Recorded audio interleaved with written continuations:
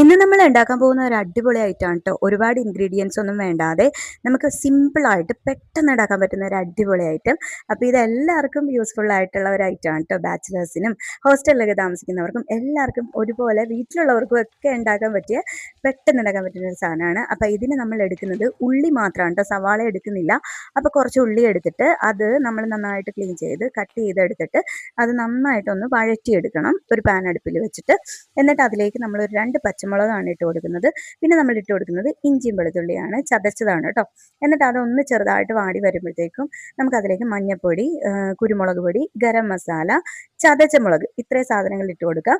അപ്പോൾ ഇതെല്ലാം ഇട്ട് കൊടുത്ത് നന്നായിട്ടൊന്ന് വഴറ്റിയെടുക്കണം. അപ്പോൾ ഇത് ഉള്ളി ആയതുകൊണ്ട് തന്നെ ഒരുപാട് വഴറ്റാനൊന്നുമില്ല. അപ്പോൾ അതൊന്ന് ചെറുതായിട്ട് മൂത്ത് വരുമ്പോൾ അതിലേക്ക് നമുക്ക് ചിക്കൻ ഇട്ട് കൊടുക്കാം. ചിക്കൻ ഇട്ട് കൊടുത്ത് ഇളക്കിയതിന് ശേഷം നമുക്ക് ആവശ്യത്തിന് ഉപ്പും ചേർത്ത് അടച്ച് വെച്ച് വേവിക്കാം കേട്ടോ. പിന്നെ ഇതിൽ നമുക്കൊന്നും ചേർക്കാനൊന്നുമില്ല.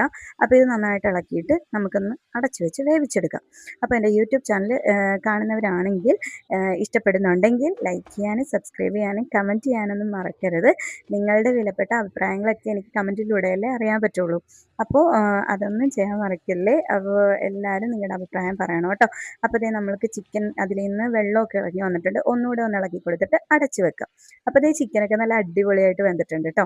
അപ്പോൾ നന്നായിട്ട് വെന്തിട്ടുണ്ട്. ഇനി ഇതിലേക്ക് ഒരു 1/4 ടീസ്പൂൺ ഒന്നും വേണ്ട, കുറച്ച് ഗരം മസാലയും ഒരു 1/2 ടീസ്പൂൺ നെയ്യും കൂടെ ഇട്ട് കൊടുത്തിട്ട് കുറച്ച് കറിവേപ്പിലയും കൂടി ഇട്ട് കൊടുത്ത് നന്നായിട്ട് ഇളക്കി എടുത്തിട്ട് നമുക്കിതൊന്ന് ഇറക്കി വെക്കാം. അപ്പോൾ ഇത്രേ ഉള്ളൂ.